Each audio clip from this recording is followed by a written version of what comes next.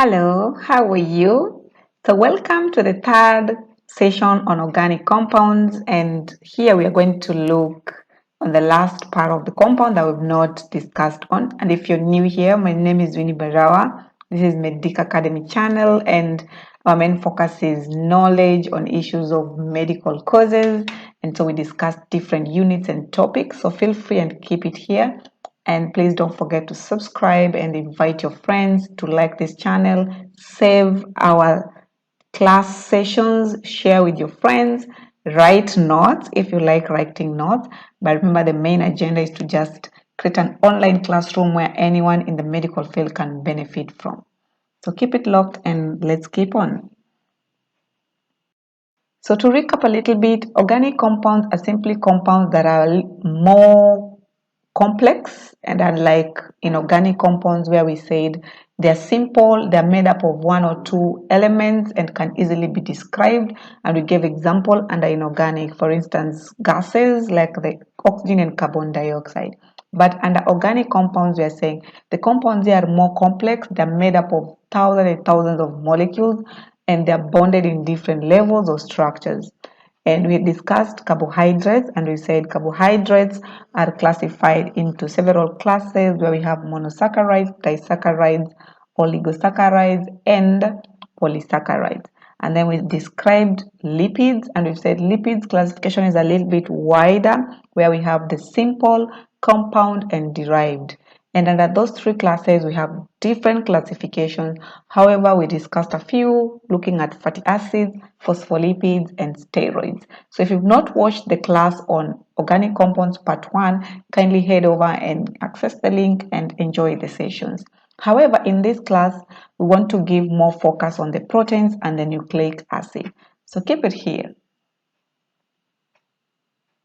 So proteins are also organic compounds, but they are made of smaller subunits or building blocks that we call the amino acids. Now, amino acids are also elements that also contain carbon, hydrogen, oxygen, and nitrogen. But you need to know amino acids are simple molecules. So to generate proteins, we need to attach our amino acids into each other. So how does that work? So amino acids are bonded into each other to create a chain that we call polypeptide chain. However, amino acids are bonded into each other using a bond that we call the peptide bond. So the bond between two amino acids are known as peptide bonds, while in this case, the chain of these amino acids that are created from this peptide bonding is what we call a polypeptide chain. But you will later see that with this polypeptide chain, it's a bit different because they will keep combining and intertwining into each other and creating different structures that have different names. So there's a special type of amino acids that contain sulfur, and for this aspect where the amino acids have sulfur, they bond to each other using a special bond, what we call the disulfide bond. So our human body is said to have at least 20 amino acids that form part of our main protein structures in our body system. But just to recap, the amino acids are majorly bonded by polypeptide bond, but in a state where there is existence of sulfur, then the bond that will be formed between these amino acids will be called the disulfide bonds. And the chain we will generate from this bonding is what you are calling the polypeptide chain. So we've said the polypeptide chain, they tend to intertwine and come together and create these different levels of structures. So when you're classifying proteins, mostly based on the structural levels, you're looking at the complexity of the structure. Complexity, how complex is the structure, or how much of the chains are we putting in together structure. So let's start with the simplest of the protein structure that we have, that is the primary structure. The primary structure is the simplest of the protein structure, followed by the secondary structure, followed by the tertiary structure, and then we finish at the maximum or the most complex one, which we call the quaternary structure. Don't worry, we're going to discuss this one by one, but I want you to just appreciate that the proteins are based on structure, starting with the simplest structure, the primary, followed by secondary, tertiary, and then quaternary. So what do we mean by all this? If you look at the primary, there's a way it just looks simple. It's a chain of how the amino acids are just joining each other, and through the bonding of the peptide bond or through the disulfide bond, they're coming together. But now when the proteins come together, when these particular polypeptides come together, they are said to create a helix. So this is helix, what we call the alpha helix, or it can end up creating pleats, what you call the beta pleats. So structures of protein that have the helix or structures of protein that have the pleats, they are categorized as the secondary structures.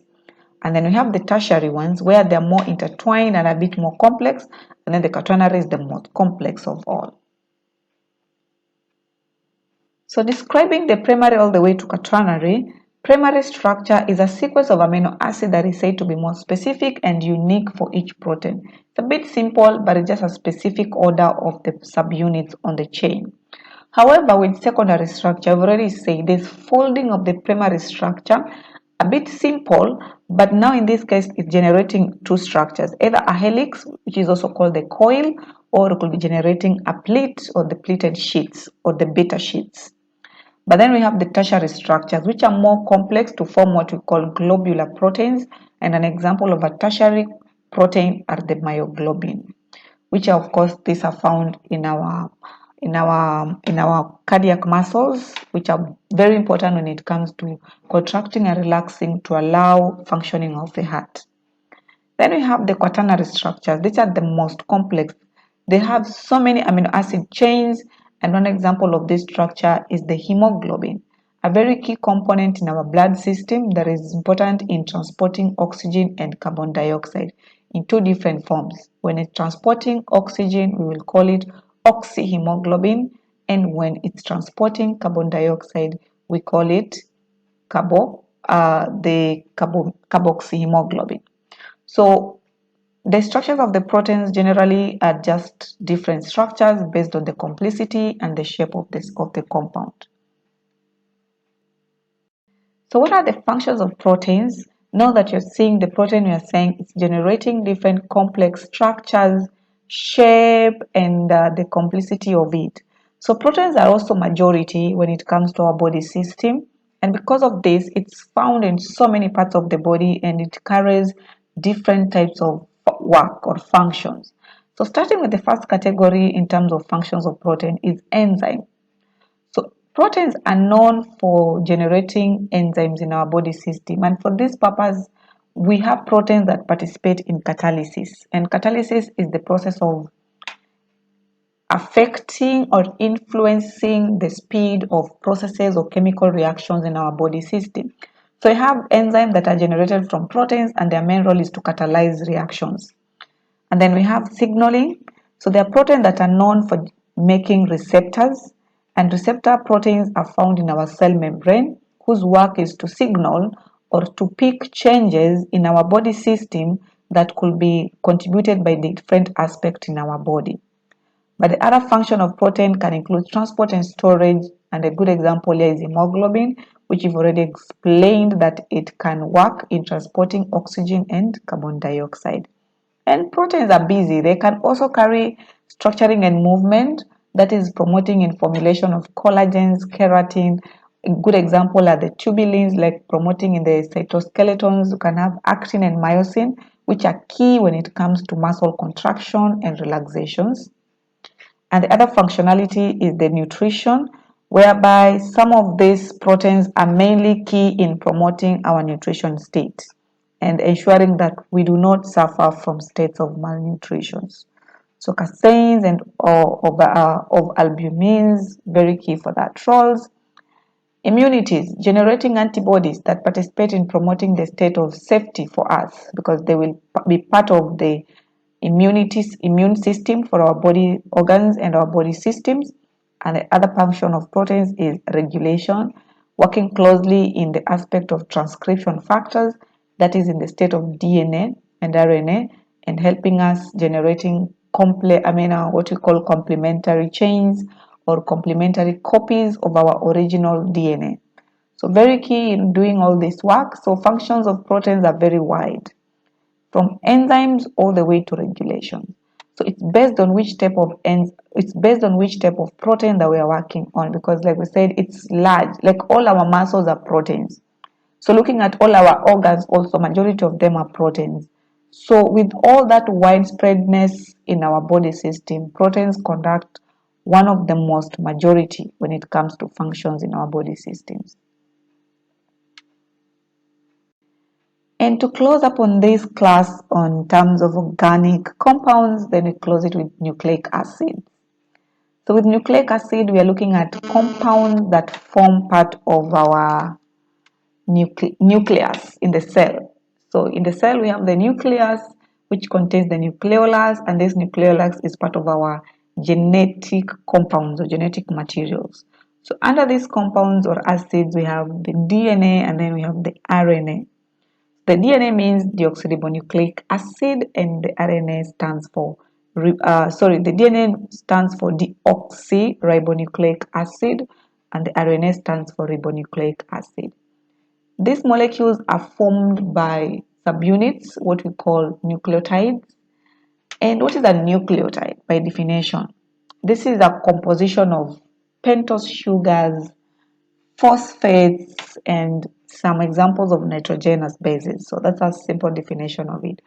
It's a compound that has sugars, it has phosphates, but it also has nitrogenous bases.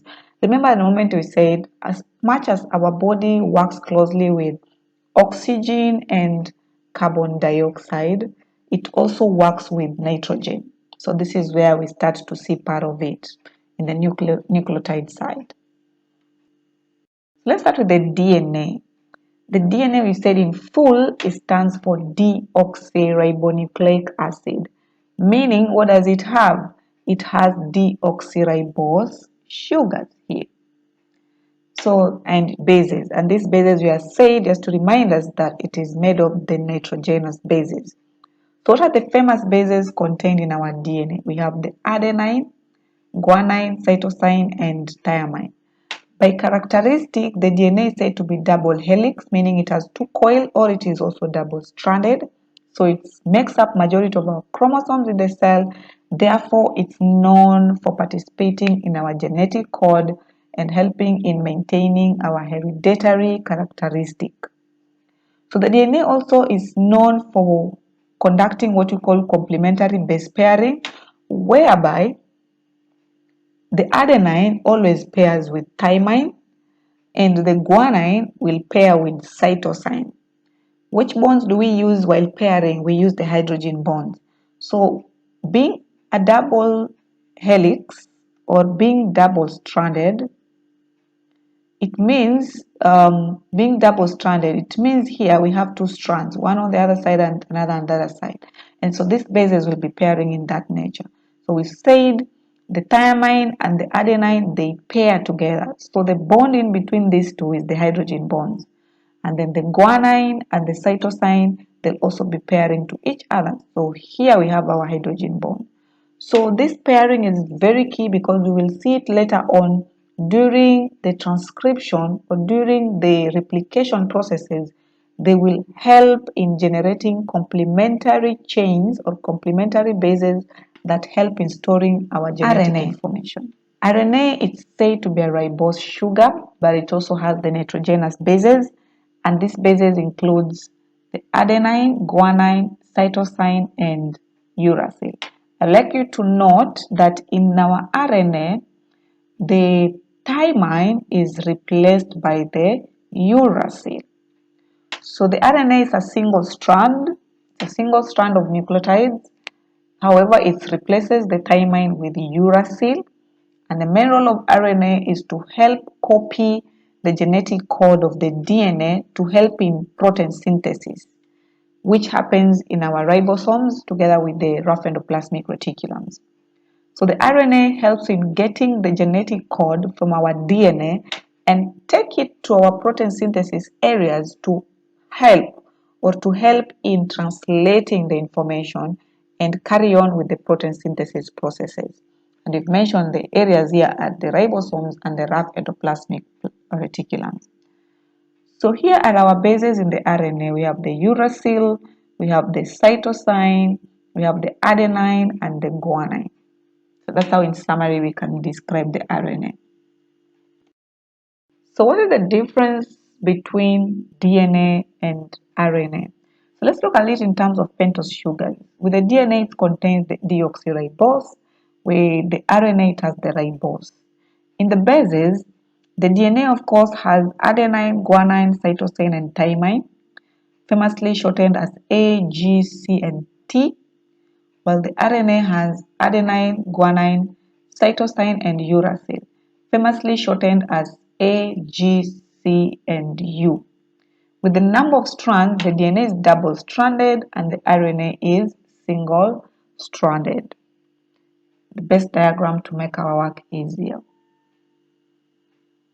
So this is still a comparison of how it happens. So this is what you mean by single strand, meaning it's a single strand existing on its own.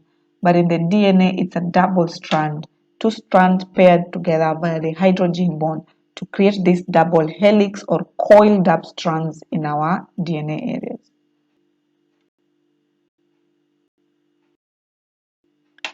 And then the last part, this we should not forget, the ATP, what we call the adenosine triphosphate. It's said to be a type of nucleotides, and that this type of nucleotide is a bit specialized. That's why it has the name specialized here. So it has base, that is the adenine, it has sugars, but also it has phosphates group. And the main agenda of ATP is just the energy transferring molecule, meaning its main role is to facilitate release of energy for the different chemical reactions in our body. So it's used for energy requiring purposes, nothing much. If you need excess energy stored, it will be stored in form of ATP or adenosine triphosphate. If we need the energy, in this case, the adenosine triphosphate will be broken and it will release the energy that will be used for processing. So when you break down an ATP, it will be converted into what we call ADP, adenosine, the adenosine diphosphate. So here we have our ATP. Let me see if I can zoom this. Yeah, here we have it. So yes, here we have it. So this is our end of our organic compound, the energy storage molecule. So when we need the energy, we need to break this and release one of the phosphates. If you like this work, so once one of the phosphates is released, energy is also released. Tell us how you felt this class. Because this is like how do we improve dissociation better for you, but and also remain with the diphosphate. So when you remain with the diphosphate, then it means it's been nice hosting energy has already been used and we have an unstable state of ATP. So if you need to store back our energy,